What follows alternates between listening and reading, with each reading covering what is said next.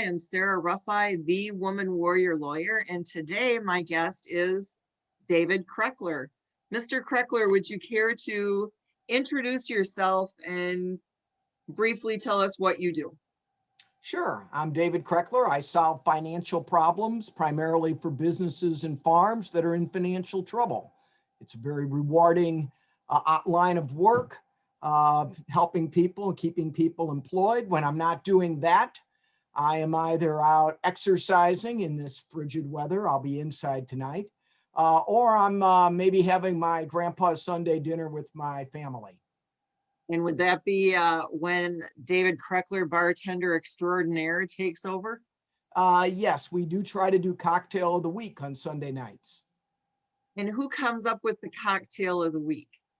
I have some books with different cocktails in them, and we try them. And sometimes they're good, and sometimes they're horrid.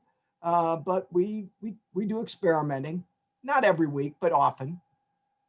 So what's been the biggest success when it comes to the cocktail experiments, and then the most horrific one?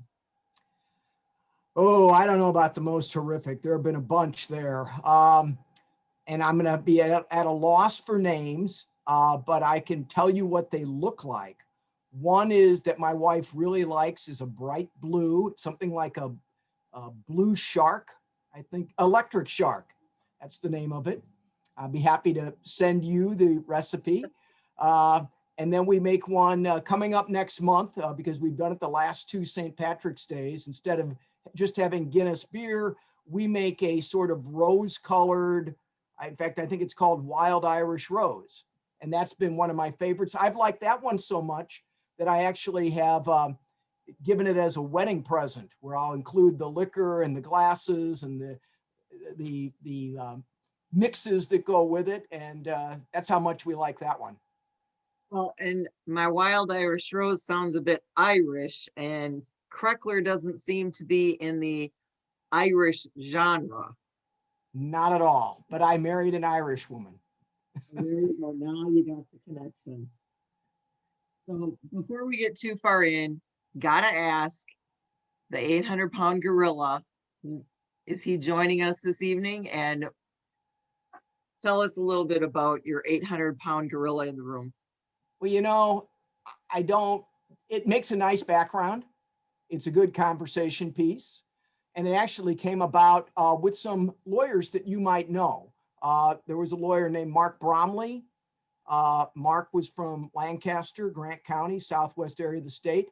He was a well-known bankruptcy lawyer, and we became close friends. Mark is retired now. His last decade or so of practice, he worked for the Department of Justice. And then there was another lawyer who was also a bankruptcy lawyer named Jim McNeely. Jim practiced in La Crosse, and he practiced down in Racine. He's now with the Department of Revenue. But the three of us are among the older bankruptcy gentlemen in the state. And we get together when there's not a pandemic, and we have what we call the silverback lunches, silverbacks being old gorillas. And so because we are all silverbacks, I sort of adopted this fine looking, handsome guy behind me as my mascot. Very interesting. David, with you, it's always an interesting story for everything. So, did you always know that you wanted to be a lawyer? No. What were you going to be when you were a kid? What did you want to aspire to be when you grew up? When I was a kid, actually, yes, because I always liked Perry Mason. Are you old enough to remember Perry Mason? Only reruns, David, only reruns. I'm old enough to remember the originals. But in my family, Saturday night was spent at Grandma Krekeler's house, and we would always eventually end up in front of the television. And Perry Mason, I really liked it. So when I was a little kid, I thought about law, but then later that wasn't on my radar, but it somehow popped up again back. I didn't take a normal course. I didn't go high school, college, law school. I went high school, college, travel and mess around and get in trouble. And then I went to law school. So when you went to college, what were you going to be? Business major. Oh, I can relate to that. And I think it served me very well in my field with what I do, helping financially troubled businesses. I find it every day, it's valuable that I have some background in things like accounting and even marketing. It's really proven to be good, I think. Well, and as a business lawyer, um, I was never going to be a lawyer, not even watching Perry Mason or um, Andy Griffith. Who was he? Matlock. Okay. That I'm like, who does that? Who in their right mind does that? And maybe that's a discussion for a different day as to some people may say we just aren't in our right mind. You said high school, college, traveling, getting in trouble, and then law school. So what drove you to law school? What made you decide that that is going back to your childhood? I do want to become a lawyer, just not necessarily a Perry Mason lawyer. A couple of things. So I was, during my last portion of getting my bachelor's degree, and then for a couple of years after that, I worked in a grocery store in St. Louis, which is where I'm from. Union job, paid really well. And so I had a lot of disposable income. Being a single guy, I lived with 3 other single guys. And so collectively, we had oodles of money, and we had a wonderful house. We didn't own it, we rented a house, but it was in a suburban neighborhood in St. Louis with lots of young married couples with children. And then there's these 4 guys who are just the wild partiers on the block. And we had huge, so this is old enough, Sarah, this would have been 1975 about. So back then there were huge quadraphonic sound systems, speakers almost as big as me. I'm sure your neighbors loved you. And they did love us. We had a refrigerator, but we also had a second refrigerator with a tap through the door for beer kegs. And we had, at the time, the biggest television on the regular market, an RCA XL100. And we also had the most advanced video games, which back then were Pong. Maybe some of your listeners and viewers will remember Pong. But in essence, we had waterbeds. And we even had guest waterbeds. Oh my. So we were these party animals, and all the neighbors wanted to be at our house, and they would take turns watching their kids so the other one could come over at night. And that was a lot of fun for a while. But after about 2 years of this, it kind of got old, and I said, I got to do something. So I took the LSATs and did phenomenally well. And pretty much, so when you take the LSATs, the law SATs, back then you got to send your results to 2 schools. And I sent mine to the University of Missouri and the University of Missouri in Kansas City, neither of which are great law schools, at least at the time, not national renown for law. But then I got my score back, and it was so high that I then applied at Harvard and Yale and Columbia and Berkeley. I applied at all the top law schools, probably the top 30 law schools in the country. I got rejected at Harvard and Yale and Columbia, but I did get into the next tier of law school. So like starting around number 8 or so, I was able to get into Michigan, Wisconsin, Minnesota, Illinois. Big 10 schools back then, maybe they still are, were fairly high. They were that second tier of schools. And I wanted to stay in the Midwest. And so I actually was going to go to Illinois, but I had money. I had saved cash because remember I told you I was making good money. Yep. So I had about $4,000 or $5,000 saved, and Illinois didn't want to give me any financial aid because I had this cash. And I called them and talked to them. I said, well, that's silly. I mean, I worked my way through school, and because I was working the whole time I went to college on my own. And then I saved up this money, and I'm going to need it. And they said, well, but we can't give you any aid because of that. So I went out and bought a brand new 1976 Toyota Celica, which a Celica was sort of a sporty car. Yeah. And I used up my money, and then I applied at Wisconsin and got really nice financial aid, because actually I learned that you get more financial aid if you have a car because you have car expense. Oh, well, isn't that interesting? I wonder if that same rule still applies. Yeah, this is a long time ago, remember? Back in the Stone Ages, David. So what was it? What made you decide that I'm making a lot of money in the grocery store, having fun. Now I want to go become a lawyer? Okay, so that was part of the travel. I went on a 3-week vacation, and with a friend of mine who later who also is a lawyer now. He was best man in my wedding. But he and I went on vacation out. We went all the way, drove to California and up the coast and back, and had a good time. I got back, and all my 3 roommates were still sitting at the kitchen table playing cards like the day I had left there. And all the food in the refrigerator had spoiled, and the kitchen was a mess. And I said, this is it. I'm not doing this anymore. So I applied to go to law school. Interesting path. I'm going to law school because my roommates are slobs and I got spoiled food in the refrigerator. I'm not going to keep doing this. All right. That's interesting. I also had a girlfriend at the time who was pushing me to do something a little more professional. Funny how they have a tendency to do that, isn't it? Women. David, you're just lucky. So you said you college, travel. When you were footloose and fancy free, making the big bucks at the grocery store, where all did you travel? Just trips like California. Been to back then. I had gone to Colorado a couple times, backpacking in the Rockies. I didn't get a chance to travel a lot because my job didn't give me a lot of vacation time, but lots of travel around the St. Louis area, lots of concerts over at Southern Illinois University. And so short-term travel, but then I would also go to, when I get my 2 weeks, I'd go to Florida, New Orleans, wherever I could go, one each year. And there weren't that many years here. I only had a couple years in there to do things. Right.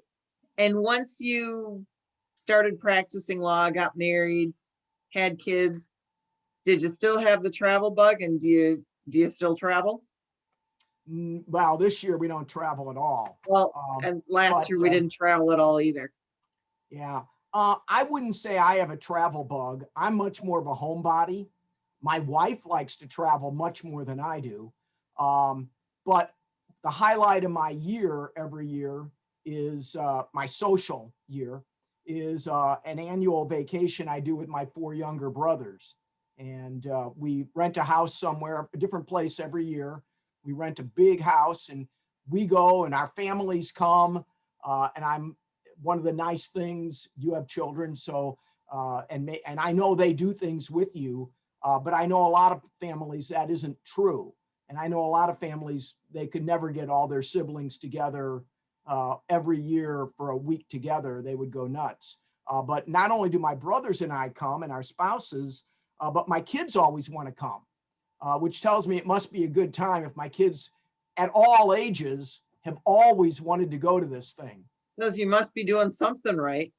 Yeah, we have a great time, and it's a terrific way, I think, to travel is rent a big house. It's so much better than having hotel rooms because we sit around, we go somewhere different. You can name almost anywhere in the country, and we've tried to get to that area. And then one of the highlights is just hanging around and cooking together and stuff. We usually have one family cook dinner each night. Not that we don't ever go out, we do that too, but and then we've been to Gulf Shores, Alabama, Asheville, North Carolina, Glacier National Park, Olympia Forest up near Seattle, Maine. We like to do active things as well. You know me a long time. You probably know that I play soccer, or I did. I've Yeah. retired now, but I still run. I'll do 5 miles tonight yet, indoors because of the weather. But my whole family is kind of that way. For example, on our trip to Maine, we were at a place called Acadia National Park. It's an island. And so while we were there, we did a 100-kilometer relay race. So that's a pretty good distance. Quite a jaunt. And everybody in the race was a running club, except the Krekelers. We were just these people on vacation. And we were the oldest people there by far, doing this run. Fortunately, my son and his wife took a couple legs and they were a little younger. But that's just sort of the way we are. We do those things. The middle brother of the 5 of us, I just got an email or a Zoom, I don't know, a video from him showing him completing on his own a 50-kilometer race. Wow. He's 63 years old. So are there 5 boys in your family, or? Yes. Okay. So you appreciate my clan, of course. aside from the fact that they all think you walk on water. They haven't seen me swim. But and this sort of active lifestyle is carried over too. My son has run marathons and he plays soccer at age 36. My daughter is an Ironman. So it's pretty much must run in the gene pool or something. Well, I just think that probably says that you can't sit still for very long. You got to be out doing something, and you might as well take the health benefits that go with it, right? I think you're right. Well, and like you said, I have known you quite a while, and I know one of the things about you is you always extend an invite. If anybody wants to come to Madison, you'll take them to breakfast. And to me, that's a great mentoring opportunity. How did you get into doing that, extending the invite for breakfast? I don't really know. You also know that I do a lot of speaking and teaching. I love to teach. And I know that people often don't ask questions when you're speaking. And you've seen that. They'll all come up afterwards. Oh, heck yeah. And so I don't know when I started it, but I think that was the origin, that I felt there's a lot of questions that don't get asked in a group. And so I'm willing to help you. And it might have actually come about as a result of my pro bono work. So I'm quite active with the Volunteer Lawyers Project. It would be the equivalent of Judicare up in your neck of the woods. Okay. And so I help train lawyers there, and I take some of their cases. But every year I try to train them. I always feel like I can exponentially increase my effect by training 50 lawyers, that rather than me just taking what cases I can manage to fit into my schedule.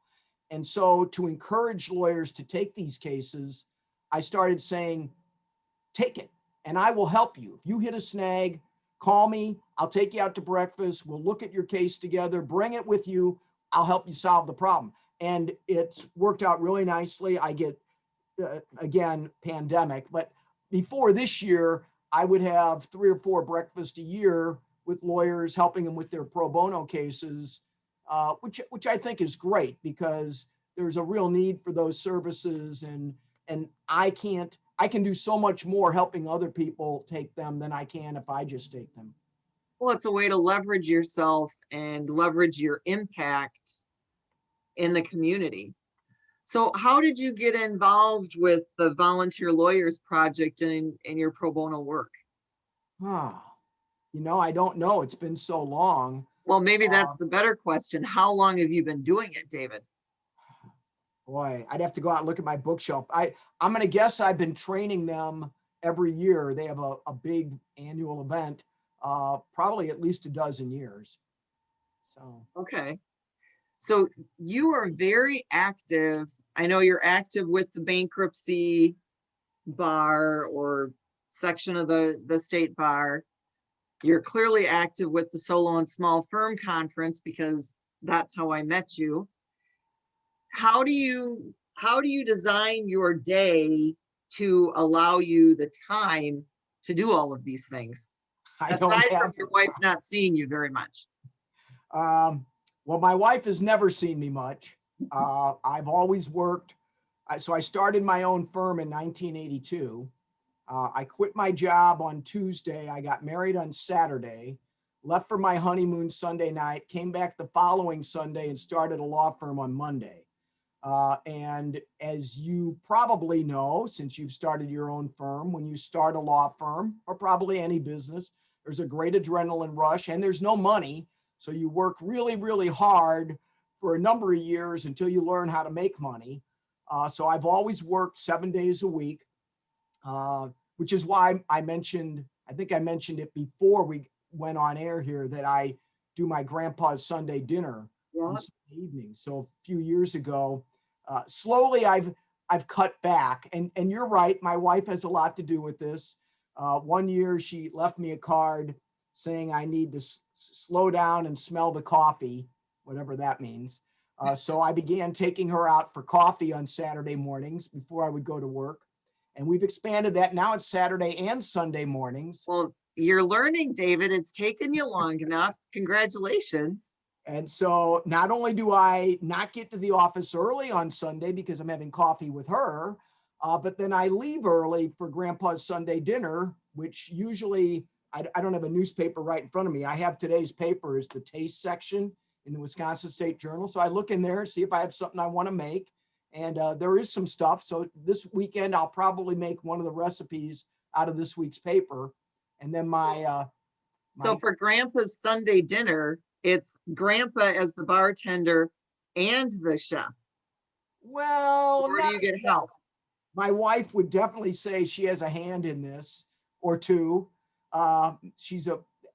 She allows me into her kitchen. And Yeah, then, my husband allows me into his kitchen once in a while too, so I get it. yeah. And then I usually pick out the recipe. And then same with the drinks. I'll get all the ingredients together, have them on our counter, and my son-in-law has to make the drinks.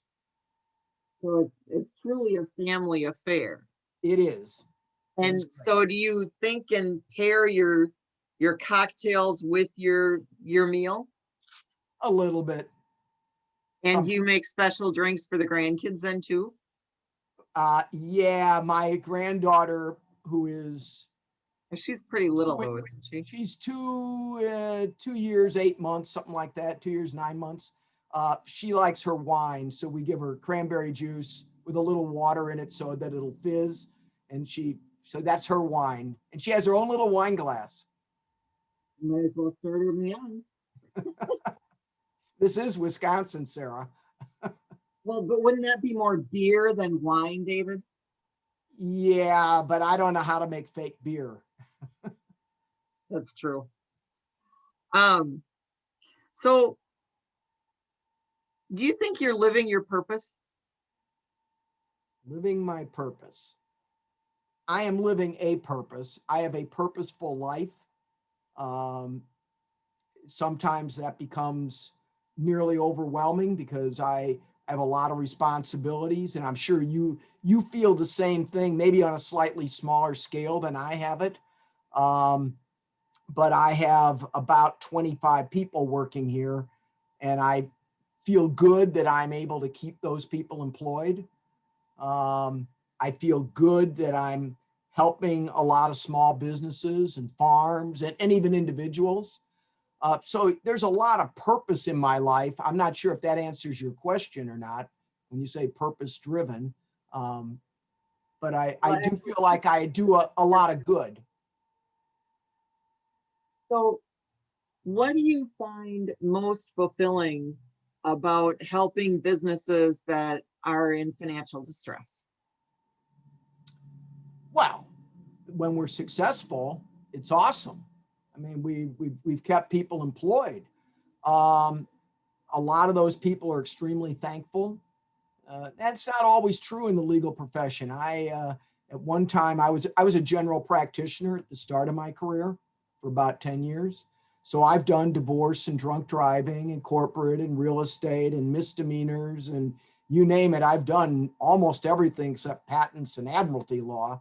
And I don't envy family lawyers. I'm not sure people are as thankful there as I get. It doesn't mean that all my clients are happy, nor does it mean that I always can successfully keep them afloat. But I do know they're under a lot of stress, and I at least can offer them a chance at the brass ring. I can give them an opportunity to save their business. Whether or not it works or not, I don't know. That depends on a lot of factors that don't really have anything to do with the law. So there's fulfillment in that. I have a terrific group of people in my office. We have a lot of, in this day and age, there's a lot of turnover, especially lawyers come and go. But I have an amazing group of people who've been with me for years and years and years. I'm counting here. I have 5 paralegals, probably all of who have been with me between 10 and 36 years. That's a lot. Something for you. Yeah, and I have an office manager who's been with me. She's got a daughter who's going to med school, and so I mean she's out of college. And I knew her. She worked for me before she was married, not the daughter, the mother. So that's my office manager. I mean, I have a lot of people that have been here a long, long time. What do you think the secret is of keeping them? I'm assuming that you're not a slave driver making them work 7 days a week. No, I never expect anybody to do what I have to do or what I do. Well, I don't choose to do. Yes.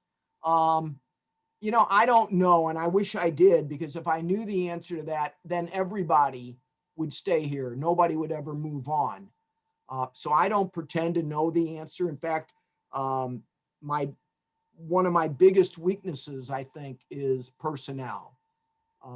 There are things I think all of us have strengths and weaknesses, and that it's really good to recognize what those are.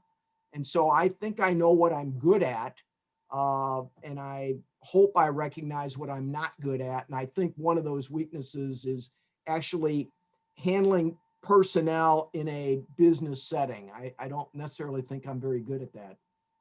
Well, but you can't be bad at it if you have these employees that have stuck with you 10, 20, 30 years, given the fact that especially today, a long-term employee is somebody who has 18 months to 2 years under their belt with your organization.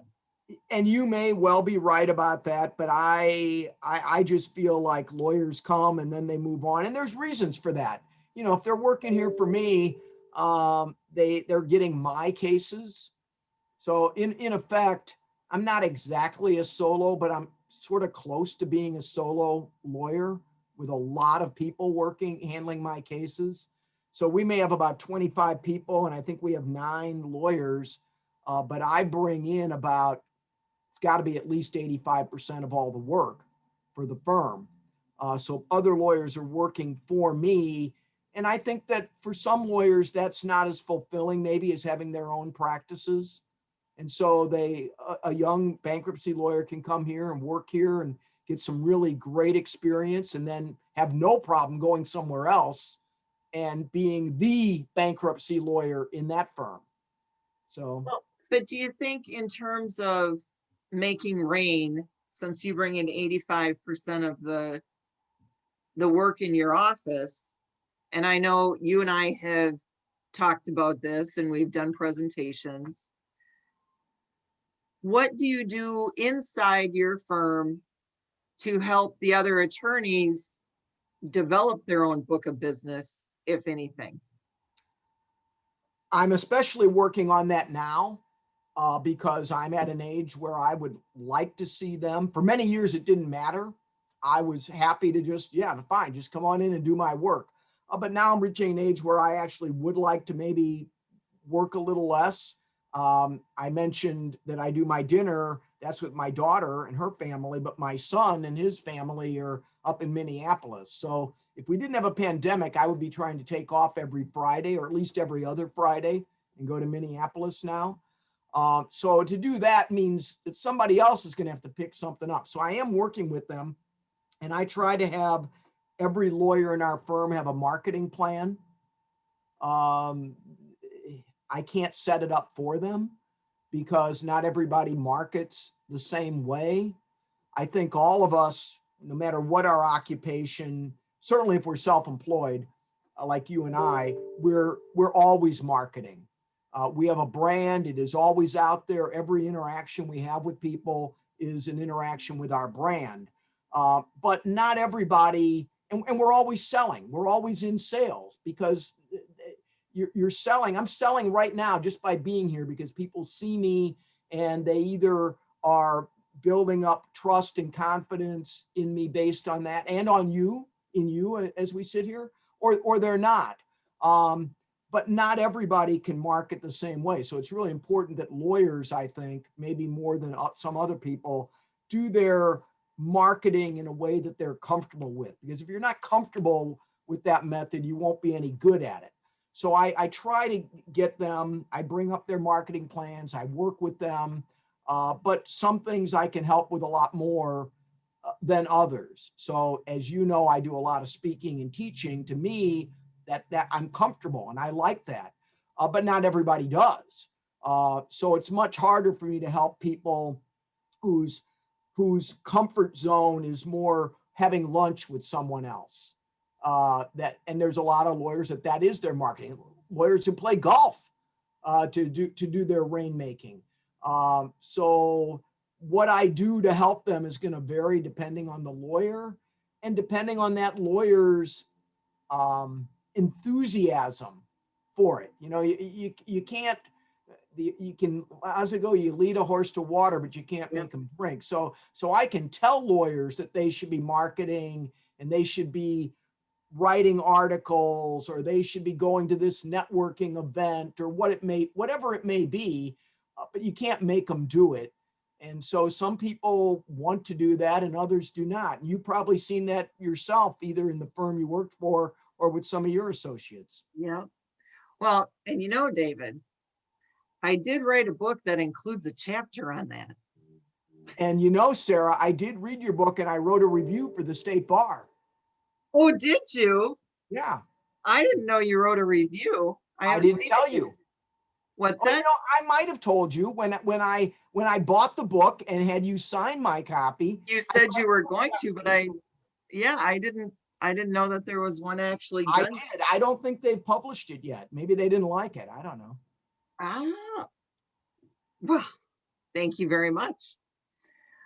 So, and I know that rainmaking isn't for everybody, but everybody does. We all sell ourselves, and it doesn't matter what business or what career or what profession you choose, or just in general, because everybody's a brand, whether they acknowledge it or not.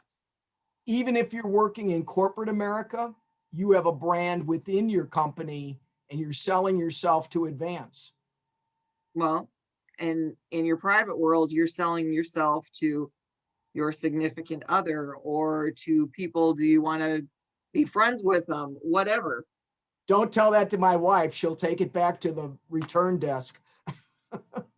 I think you're outside your warranty period. So, what's the best piece of advice that you've received so far in your life?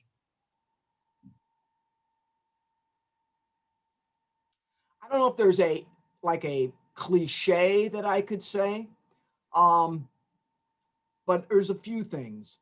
My first job as a law clerk eventually evolved into a lawyer position. They hired me when I graduated.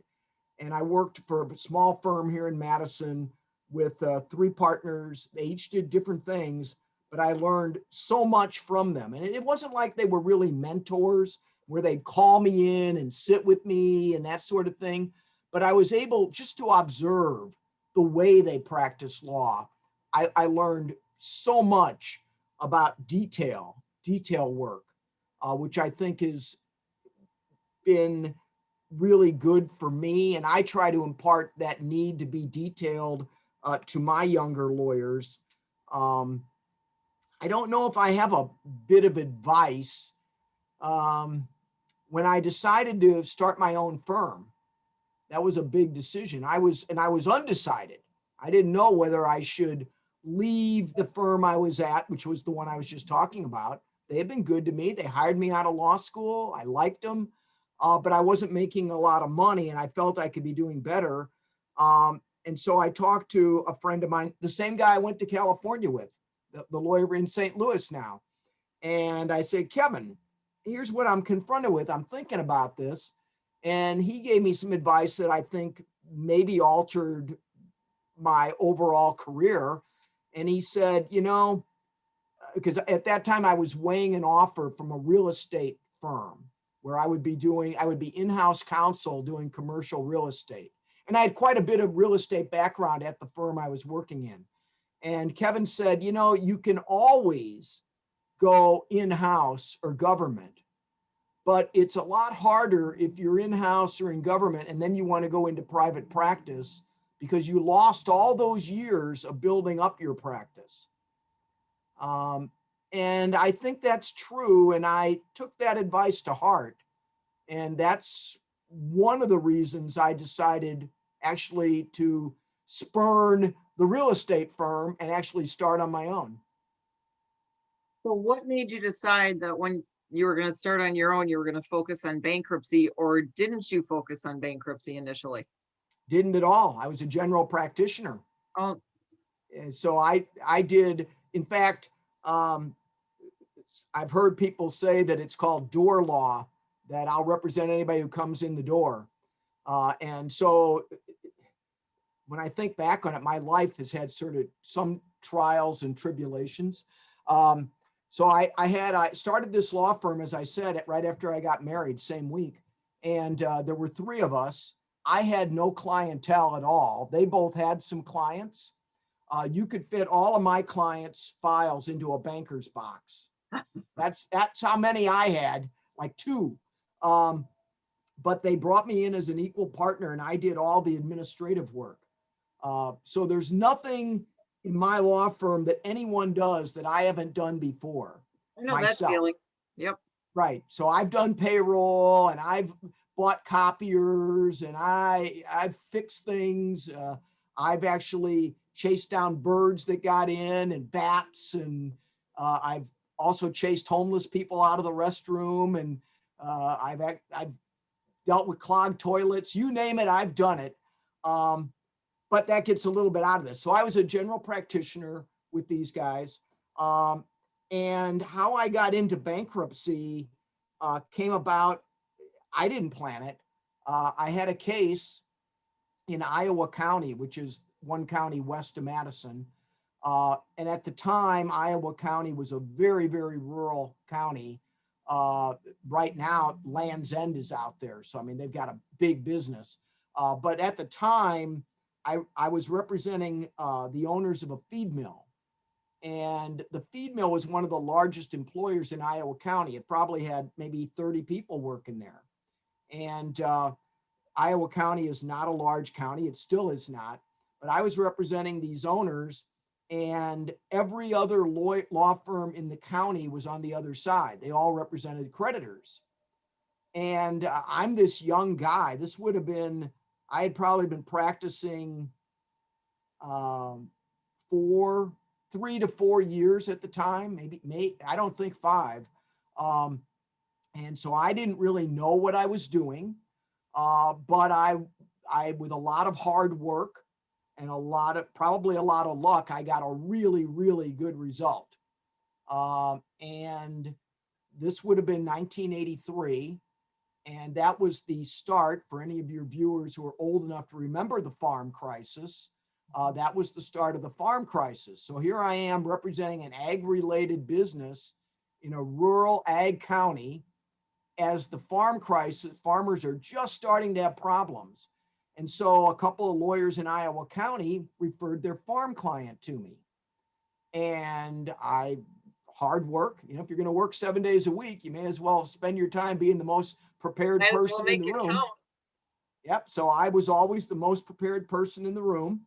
and I got good results for the farmers that I represented. And farmers, it was a unique circumstance because here's this whole industry of people who are all having the same problems at the same time, and they all see each other because farmers see each other lined up at the feed store, at school, at church, wherever they all are, they're all seeing other farmers. So word of mouth just went boom. And my practice started growing and growing. And it was a practice area where there were no bankruptcy lawyers in Iowa County. And there were no bankruptcy lawyers in Lafayette County. And there were no Were there a lawyers. lot of lawyers in either of those counties to begin with? No, but there were no bankruptcy lawyers. There were general practitioners. The only other bankruptcy lawyer between Madison and the river was Mark Bromley, who I mentioned earlier, in Lancaster. And so Mark and I pretty much had the entire farm market between us. But that's how my practice grew. And that would have been around 83. By 1990, I was doing nothing but debtor creditor work. And you represent both sides of the equation, right? You have some banks and creditors that you also represent. By 1990, I had reached the point where banks were coming to me saying, we don't want you on the other side. We want you to represent us. And so my practice between 90 and 95 was about 50-50. And what that ended up doing was creating lots and lots of conflicts. Yeah. And some were waivable, some were not. So by about 1995, I had to make a choice. Am I going to represent debtors or creditors? Primarily. I mean, I still do some creditor work. I picked up just this afternoon an Illinois family law firm asked me to represent them collecting their fees from a debtor in Wisconsin. So I'll still do some creditor work, but primarily it's debtor work. And I made the choice. I'm not sure it was financially the best choice, but I made the choice based on the creativity allowance. It requires a lot more creativity and strategic thinking to save a farm or a business than it is to put it out, put it under.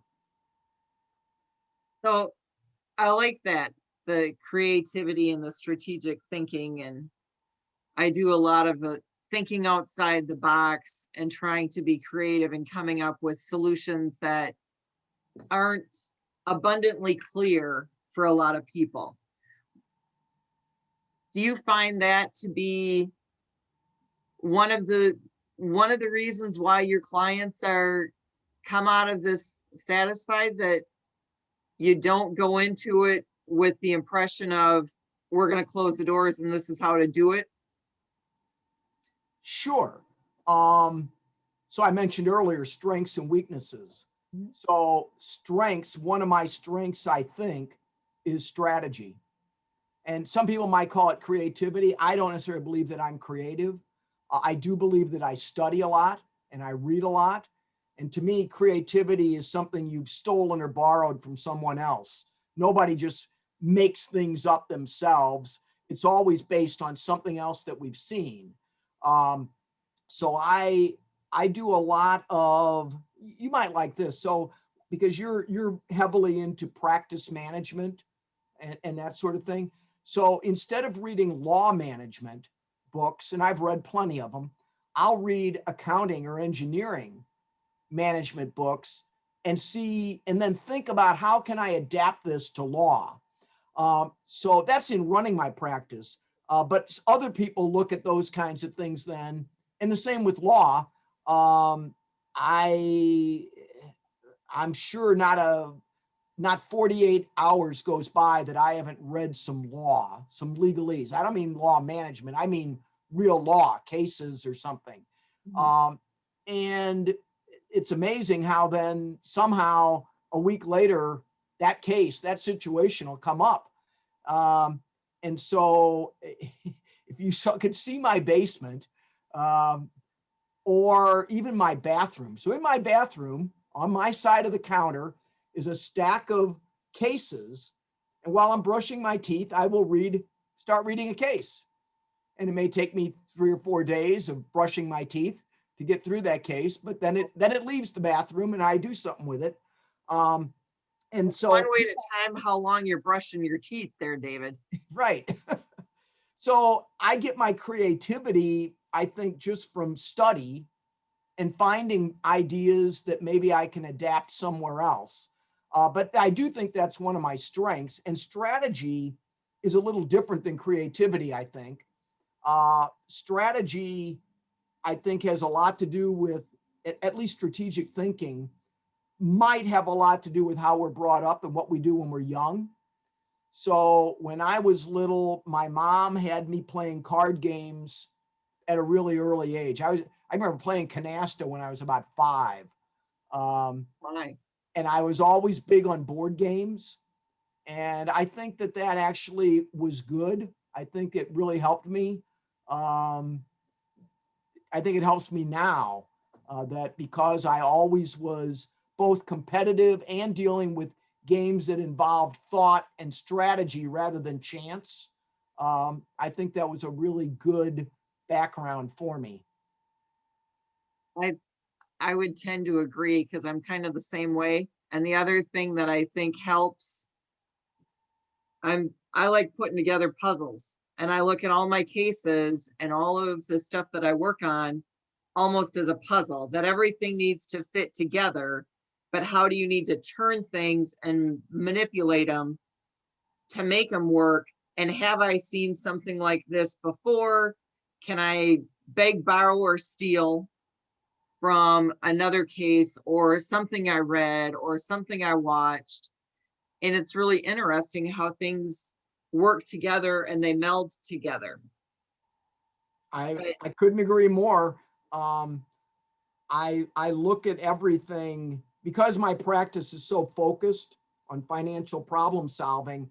I'll take almost anything that I see and try to adapt it to that area. Kind of like really good comedians can look at anything we do in life from a different angle and see how funny it is. I sort of do that with law. So I don't, I tweet and I put up articles on LinkedIn. So, for example, I'm trying to think of what I just did today. Um, Yesterday, I did something about uh, because we're in February. I wrote an article about goldfish, and in Sweden, you're not allowed to have a solitary goldfish. Um, okay. Two. You have to have two, which fits in with love and Cupid and Valentine's. We have to have a couple. And then, so then the thought occurred to me, goldfish. I wonder what can I find out about goldfish in bankruptcy? So I want to tell you, I'm always studying. So I found out that the Goldfish restaurant had filed bankruptcy, and I wrote a little short article about it. And it didn't last. The bankruptcy didn't last very long, but it was dismissed. And so my comment on that is sometimes when a restaurant is dealing with creditors, it takes a bankruptcy to bring the creditors to the table. Pun intended. Right. Well, that would explain why your newsletter for your firm is so entertaining. I love those little things, and I always, it amazes me how you find just the right thing to wrap into a story in your newsletter. I just remembered today's. Today I wrote about the first singing telegram. Oh, do tell. So today, this date in history, Postal Telegram Company claims to have introduced the first singing telegram. You can still get them today. They're a little pricey. It'll cost you 25 to 100 bucks or so. But the Postal Telephone Company later went bankrupt in 1935 and was eventually bought by Western Union in 1943. So I'm a student of history as well. I really like history, but I really like bankruptcy history. And so I come up with these little tidbits that I read about and learn about, and then I like to write about them because I try to tie it to something like today's date in history because I just think that's really interesting. So where do you find your bankruptcy history trivia? All over. I look at anything and I say, well, I wonder how I can tie this in. In the paper, our paper down here, the Wisconsin State Journal, every day they have this date in history. Yeah. So a lot of times I'll look and see what's in there and I'll say, I could write about that. So for example, today had an article, had a little blurb that today on this date in history, Mike Tyson was accused of rape. And I can't remember the name of the woman, but I remember Mike went to prison, the boxer. Robin Mike Givens, Tyson. wasn't it? Hmm? Robin Givens. Well, she was his wife. It may be. I don't know. But anyhow, I happen to know, I remember that Mike Tyson already also filed a bankruptcy. He did. So I made a note and I'll figure out when Mike Tyson either was released or went to prison. And on that date, I'll put out a little blurb about Mike Tyson and his bankruptcy. You're amazing, David. But you know, I enjoy this. I enjoy that history part of it and tying it to what I do for a living in a fun way. And so that makes it all fun. It is fun. And it also sheds light on how everything does fit together, and that bankruptcy, granted, I don't think it has the stigma that it used to have. But how it's been an integral part of our entire society for decades, whether you realize it or not. And then you look at like the life cycle of a company, whether it's infant, teen years, adult, mature, and what happens to it then. Does it transcend to something different, or does it just kind of fade away? You are right about that. I didn't get a chance to write an article this year, maybe next year. Sometimes I get busy, but I stored these ideas. So if you went back and looked every year at the Super Bowl, I don't know about your family, but we all look at the commercials like a lot of people do. And there are all kinds of YouTubes on past Super Bowl commercials. There's whole shows showcasing those commercials. So if you went back and looked at the commercials at the first Super Bowl, most of those companies, I don't know, I shouldn't say most, a lot of those companies are no longer around. So there definitely is a life cycle. The life cycle isn't the same for every business, that's for sure. But there are no businesses that are going to last forever, no matter what we do. Well, and that kind of goes with our business educations too, right? That's a marketing thing, a management thing, an accounting thing. It's just part of business. You know, you've known me a pretty long time, and I think you know that I have a lot of sayings or cliches or rules that I apply to myself and my firm. So I remember doing a seminar with you once on, I don't remember the exact title, but the care and keeping of clients, I think is what it was. We did If not, that's a clever title, David. I think you came up with it. Well, go figure. But I talked at that seminar about my 2-day rule. And I know that you commented on that later. My 2-day rule says that if we have something due on Friday of this week, we actually have it done today, so that we not only are going to beat our deadline, but we also have time to sleep on it tonight and look at it again tomorrow to see if we want to make any changes or improvements. And so my whole practice is built, I think I can reduce it to about 10 or 12 rules like that I sort of live by. When you were talking earlier about your puzzle and piecing things together, I was equating, I do the same thing a different way. So you're saying, I know I can solve this. I got to piece this. One of my rules in our firm is that there is no problem we cannot solve. So pretty much the same substance as what you're talking about, but just with different verbiage. So that's one of the many things that I believe in. And I think that if you have that approach, it will almost force you to be creative. Oh, yeah, because nothing is impossible, right? There always has to be a way. I agree. So your David Krekeler rules, do you actually have them reduced to writing and have them plastered where your your team can see them? They are not plastered. I have been asked just recently. We have a weekly attorney meeting. It's on Wednesday afternoons. We had one today. And 2 weeks ago, one of my lawyers said, you know, you got to write these all down for me so that I can really have them. So I'm going to be in the process of doing that, along with an explanation of what each one means. But I am sort of I hate to say it's a cliche driven person, because I don't really feel that they're cliches. They're more like proverbs, or I'm not sure what to even call them, wise rules of life or something. But I have a lot of them, and I am going to get them all written down with what they mean. And even my firm as a whole. So does your firm have a motto? We listen, we care, we solve. Okay, I like that. And we have one. Ours is "we help quickly," and each word means something to us. I don't have to go into what they all mean unless you really want me to, but each one of those words has a lot of meaning behind it as to how we came up with that. Well, and so does ours. And it's kind of fun.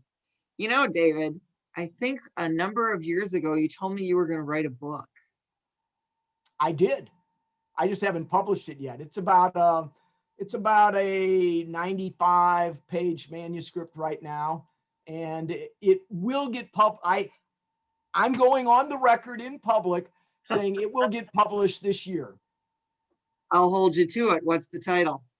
I don't have a title yet, but it is basically, you'll probably actually like picking it apart because it's about running a law office, and it's about the three legs of the stool, and maybe that's what I'll call it, something like that, for private practice. For lawyers like you and me, there are really, in my opinion, there's three things we have to be good at. We have to get the work, we have to do the work, and we have to get paid for the work. And so the book is divided into three sections along those lines. Are your rules incorporated into the second part of that book? They show up a little bit, but I'm actually working on the next book, which is going to be something like the 10 commandments of running a law practice. And they'll all be in there. Each one will have its own chapter in there. That's kind of where I was going. That's what I would envision, is that I'm sure each one of those would be a great chapter, and you probably have a plethora of stories that could be incorporated in to highlight the effectiveness of each one. You know, I don't know that I'm very good at writing about that sort of thing. And so maybe I need to add more of myself into it. So in your book, you brought a lot of your life into the book. My book is much more written like a textbook, which maybe will make it not so interesting to read. Yours is great, easy to read, a lot of fun. Maybe mine won't do that. Maybe, and actually my editor, the woman who's editing it for me right now, has already commented, said, you need to bring some personal stories into this.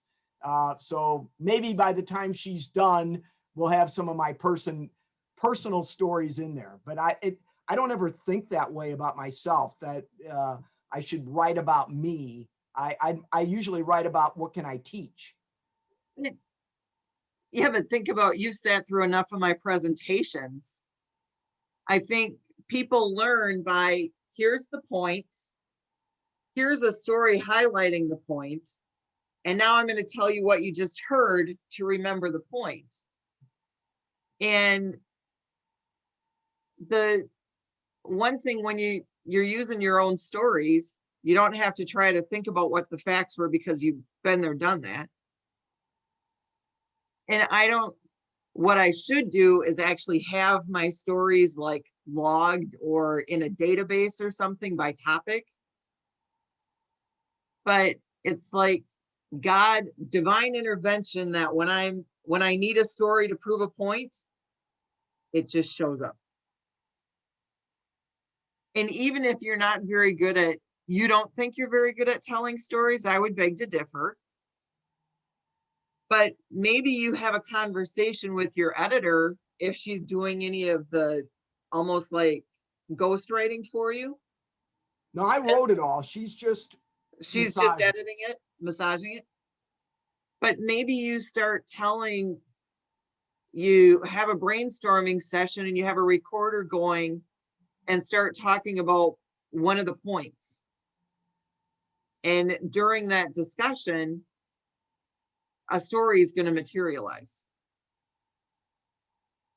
And especially if you're targeting lawyers going out on their own, what better way than to have your story of, I'd been practicing law for 4 years, decided, oh, I'm going to quit my job, get married, and then open a firm with like 2 clients. And here I am all these years later, and I have a team of 25. How, that's an inspirational story. And I know that there were trials and tribulations along the way, and those trials and tribulations probably led to your rules. I probably always had these rules. I probably just didn't know it. It takes a long time to realize that the way you're living can be expressed in these sorts of rules. And we probably actually have these same kinds of mores or norms in our personal lives as well. Absolutely. That we could actually write it down and boil them down to certain things that we do, ways we live. But we don't generally do that because we're not normally thinking that way. Isn't it amazing what happens when you shift your thinking? And you shift it to asking why am I doing this? Why do I do it this way? And some real pearls of wisdom come with that question. And it's a very simple question, but it's very complicated at the same time. Yep. All right. So just a couple more fun questions. I know you said you prefer to stay home, but your wife likes to travel. Do you guys have a dream vacation on your bucket list? And if so, what is it? I already gave it to her. I took her to Ireland. Remember I said she's very, very Irish. Yep. So we've already been to Ireland. So her dream vacation would be to go back. We both would like someday, if we didn't, but our grandchildren are here. If we didn't have grandchildren here, we'd like to own a small house on the ocean, preferably somewhere like either California or the Gulf side of Florida so that we get sunsets. But I mean, right on the ocean. I want to go out my backyard and that's my beach right there. I don't want to have to pedal there on a bike. I don't have to cross any streets. I want the ocean there. You want to walk out the door into the sand and there you go. I don't know if we'll ever do that or not.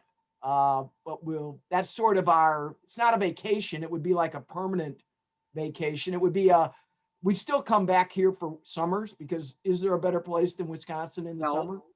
But I look out the window when I get in my car tonight, would I rather be in Naples, Florida? Yeah. Yeah. Oh, let me see. 20 below, 80 degrees above. Tough choice now, isn't it?